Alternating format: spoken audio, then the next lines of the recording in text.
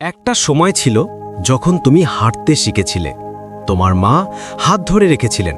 তুমি পড়ে গেলে তিনি ছুটে গিয়েছিলেন তোমার দিকে।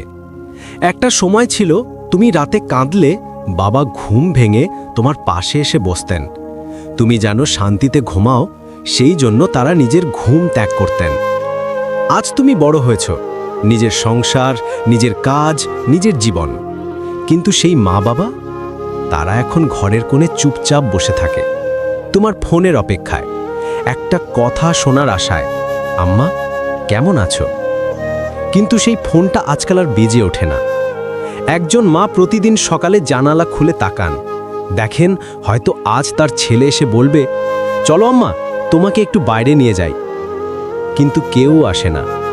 একজন বাবা দরজার পাশে বসে থাকেন, শুনছেন হয়তো আজ কেউ বলবে, আব্বা, আপনার ওষুধ খেয়েছেন? কিন্তু সেই কথাগুলো হারিয়ে গেছে কোলাহলের ভিড়ে। ভাই, আমরা জীবনের সাফল্যের পেছনে ছুটি, কিন্তু ভুলে যাই যে দুইজন মানুষ আমাদের জন্য নিজের জীবন উৎসর্গ করেছে, তারা এখন নিঃশব্দে কাঁদছে শুধু একটু ভালোবাসা পাওয়ার জন্য। তারা চায় না দামি উপহার, চায় না টাকা পয়সা, চায় শুধু একটু সময়, একটু কথা, একটা হাসি, একটা ভালোবাসি শুনতে। একজন মা বাবা সারা জীবন দেন, আর সন্তানরা বড় হয়ে ভাবে, ওরা তো এখন বুড়ো, বুঝবে না। কিন্তু ভাই, একদিন তুমিও বুড়ো হবে, আর তখন বুঝবে একাকিত্ব কেমন লাগে। তখন হয়তো তোমারও মনে পড়বে, যদি মাকে একটু বেশি সময় দিতে পারতাম।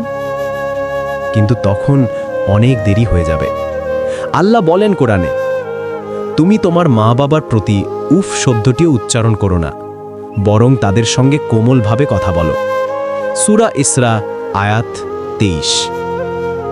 এই আয়াত শুধু একটা নির্দেশ নয়, এটা আমাদের হৃদয়ের আয়না।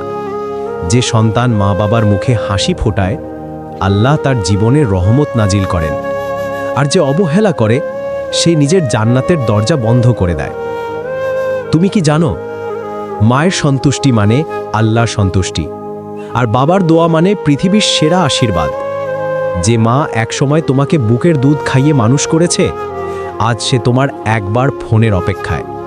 যে বাবা তোমার জন্য রোদে পুড়ে কাজ করেছেন, আজ সে তোমার একবার দোয়া চায়।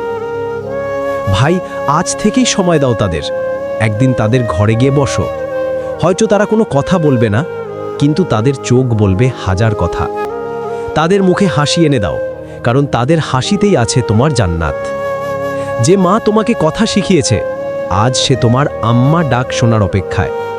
মা বাবার দোয়া ছাড়া জীবন পূর্ণ হয় না। মা বাবার দোয়া তোমার জীবনের সবচেয়ে বড় শক্তি।